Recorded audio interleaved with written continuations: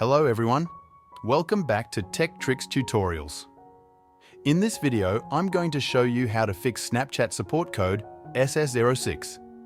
This error occurs because Snapchat has banned the device you're using due to abuse or repeated violations of Snapchat community guidelines. Follow these steps to fix it. First, make sure your Snapchat app is up to date. Head to the App Store or Play Store on your device. Search for Snapchat and tap Update if it's available. Next, you can try to clear the cache. Don't worry, this won't delete any of your memories or data. To clear the cache, open Snapchat and go to your profile. Tap on the Settings gear icon. Scroll down to Clear Data. Select Clear Cache.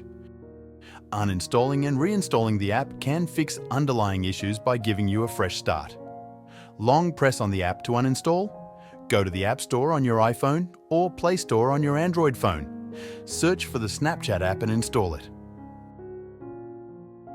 If the issue persists, try logging into your account on a different device.